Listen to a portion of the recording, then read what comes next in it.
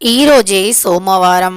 అలానే July first కూడా అంటే జూలై 1వ తారీఖు కూడా. ఈరోజు రాత్రి 12 గంటలలోపు గ్యాస్ స్టవ్ కింద ఇది పెట్టండి. ఇది పెట్టడం వల్ల ఈ నెలంతా కూడా మీకు బాగా కలిసి వస్తుంది.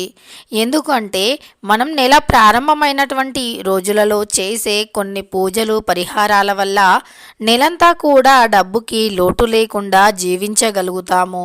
డబ్బు ఏదో ఒక రూపంలో కలిసి వస్తూనే ఉంటుంది. ధనపరమైన సమస్యలు అన్నీ కూడా తొలగిపోతాయి. అయితే ఈరోజు సోమవారం, జూలై నెల 1వ తారీఖు. జూలై నెల ప్రారంభం సోమవారంతో అవుతుంది. కాబట్టి ఈ నెల విశేషమైనటువంటిదిగా పరిగణించబడుతుంది. ఈరోజు చేసే ప్రతి పూజ కూడా మీకు నెలంతా అద్భుత ఫలితాలను శుభయోగాలను కలిగించడానికి ఎంతగానో ఉపయోగపడుతుంది. సోమవారం అంటే పరమశివునికి చాలా ఇష్టం.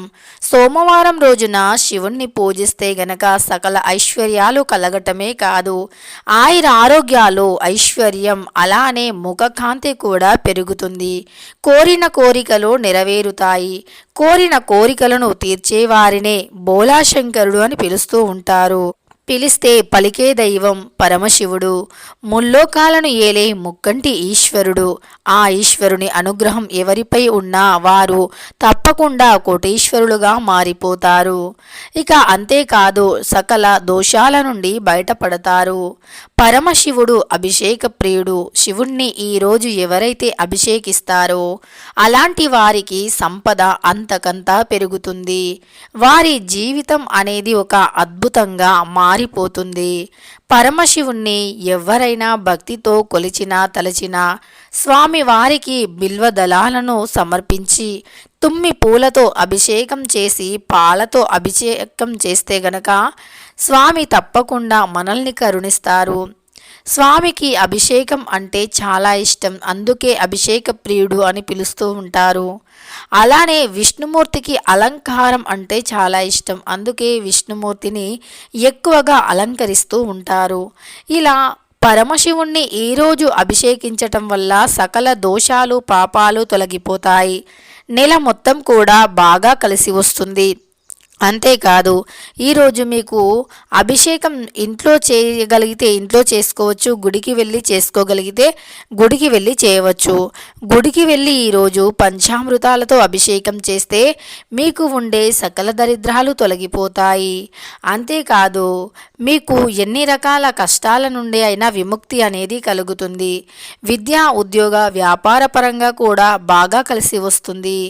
జీవితంలో శ్రేయస్సు సంపద అనేది పెరుగుతుంది. సకల ఐశ్వర్యాలు భోగభాగ్యాలు అష్ట ఐశ్వర్యాలతో ఆనందంగా ఉండగలుగుతారు. ఈరోజు సోమవారం చాలా పవిత్రమైనటువంటిది. ఏకాదశి కంటే ముందు వస్తున్న రోజు కూడా. ఈ రోజున పరమశివుణ్ణి పంచామృతాలతో కాకపోయినా కనీసం ఒక్క గ్లాసు ఆవు పాలతో అయినా సరే శివలింగాన్ని అభిషేకించండి. ఇలా అభిషేకించిన తర్వాత బిల్వదళాన్ని పెట్టడం మర్చిపోవద్దు. బిల్వదళం అంటే పరమశివుడికి చాలా ఇష్టం. పసుపు రంగులో ఉండే పుష్పాలు, తెల్లని పుష్పాలను ఈరోజు పరమశివునికి సమర్పించండి. విభూదిని నుదిటిన ధరించండి. అలానే ఓం నమ శివాయ అనే పంచాక్షరి మంత్రాన్ని 11 సార్లు జపించండి. ఇలా జపించి స్వామివారి యొక్క మహిమ అంటే స్వామివారి యొక్క అర్చన, అదేవిధంగా స్వామివారి యొక్క నామస్మరణ చేస్తూ ఈరోజు గడిపివేయాలి. ఇలా చేస్తే నెలంతా మీకు బాగా కలిసి వస్తుంది. మనం ఎప్పుడైనా నెలలో అంటే నెల ప్రారంభమైనటువంటి రోజున ఏది చేస్తే అదే నెలంతా వస్తుంది అని మనం భావిస్తూ ఉంటాము. అందుకే నెల ప్రారంభమైన రోజున ఎక్కువగా అంటే ఇష్ట దైవాన్ని పూజించుకోవటం కానీ, మనస్సులో దైవస్మరణ చేసుకోవటం కానీ, ఉదయం నిద్ర లేవగానే దైవం యొక్క ఫోటోని చూడటం కానీ, ఇలా దైవం యొక్క అనుగ్రహం కలగాలి అనుకోవటం కానీ చేస్తూ ఉంటాము. నెల మొదటి రోజున చేసే ప్రతి పూజ కూడా నెల మొత్తం మంచి ఫలితంగా ఉంటుంది, మంచి ఫలితాన్ని ఇస్తుంది అని నమ్ముతూ ఉంటాము. అలానే ఈ జూలై నెల అనేది సోమవారంతో ప్రారంభం అవనుంది. కాబట్టి ఈ నెల మొత్తం కూడా మనకు బాగా కలిసి రావాలి, అన్ని శుభవార్తలే వినాలి, శుభం కలగాలి అంటే గనక ఈరోజు శివుణ్ణి పూజించి ఇంట్లో ఏదైనా తీపి పదార్థాన్ని అంటే తీపి వంటకాన్ని తయారు చేయండి. అలా చేసిన తీపి వంటకాన్ని మీ చుట్టుప్రక్కల ఉండేవారికి ఇవ్వటం కానీ, లేదా అలా చేసిన తీపి ప్రసాదాన్ని పరమశివునికి నైవేద్యంగా పెట్టడం కానీ చేయాలి. అలా చేస్తే మీ జాతకంలోని దోషాలు ఖచ్చితంగా తొలగిపోతాయి. మీ జీవితంలో అద్భుతాలు జరుగుతాయి. మీ దరిద్రాలు తొలగిపోతాయి. నెల మొత్తం కూడా బాగా కలిసి వస్తుంది. అయితే మరి గ్యాస్ స్టవ్ కింద ఈరోజు రాత్రి ఇది పెట్టడం వల్ల మీకు ఈ జూలై నెల మొత్తం కూడా కలిసి వస్తుంది. గ్యాస్ స్టవ్ అంటే లక్ష్మీదేవితో సమానంగా భావిస్తాము. సహజంగా గ్యాస్ స్టవ్ని ప్రతి సోమవారం, శుక్రవారం, మంగళవారం రోజుల్లో అంటే వారి ఇష్టదైవాన్ని ఆరాధించే రోజులలో తప్పనిసరి శుభ్రం చేస్తూ ఉంటాము. కొంతమంది అలా గ్యాస్ స్టవ్ని శుభ్రం చేయకుండానే వండుతూ ఉంటారు. అలా చేయటం వల్ల జ్యేష్ఠాదేవి ఇంట్లో తిష్ట వేసుకొని కూర్చుంటుంది. అలానే గ్యాస్ స్టవ్ దగ్గర మసిగుడ్డను ఉతకనే ఉతకరు. అలా గ్యాస్ స్టవ్ దగ్గర వాడే మసిగుడ్డను ఉతకకపోతే భార్యాభర్తల మధ్య ఎక్కువగా గొడవలు వస్తాయి, అన్యోన్యత తగ్గిపోతుంది అని శాస్త్రాలు చెబుతున్నాయి. కాబట్టి మసిగుడ్డ కూడా లక్ష్మీదేవితో సమానం. మసిగుడ్డను ఎప్పుడూ కూడా కాలితో తన్నకూడదు. చాలామంది మసిగుడ్డే కదా అనే కాలుతో తన్నటం, తొక్కటం వంటివి చేస్తూ ఉంటారు. అలా అస్సలు చేయకూడదు. అలా చేస్తే లక్ష్మీదేవికి ఆగ్రహం వస్తుంది. చీపిరిని మనం కాలితో తన్నినా అంతే దుష్ప్రభావాలు కలుగుతాయి. కాబట్టి చీపిరిని, ఇంట్లో వాడే మసిగుడ్డను అంటే శుభ్రం చేయటానికి వాడేవి కూడా ఒక రకమైనటువంటి లక్ష్మీప్రదమైనటువంటి వస్తువులే. ఎందుకంటే లక్ష్మీదేవికి శుభ్రత అంటే చాలా ఇష్టం. అలా లక్ష్మీదేవికి ఇష్టమైనటువంటి శుభ్రత కలగాలి అంటే శుభ్రం చేసే వస్తువులు కూడా మనకు తప్పనిసరి ఇంట్లో ఉండాలి. ఆ వస్తువులు అంటే చీపిరు కానీ, మనం మసిగుడ్డ కానీ ఇలాంటివి కూడా మనం లక్ష్మీదేవితో సమానంగానే భావిస్తాము. వాటితో శుభ్రం చేసి మళ్ళీ వాటిని కాలితో తన్నటం వల్ల మనకు ఫలితాలు అనేవి చెడుగా వస్తూ ఉంటాయి. దానివల్ల ఆర్థిక కష్టాలు, ఆర్థిక సంక్షోభం ఏర్పడుతుంది. అనారోగ్య సమస్యలు వస్తాయి. కుటుంబంలో ప్రేమ, సఖ్యత అనేది ఉండదు.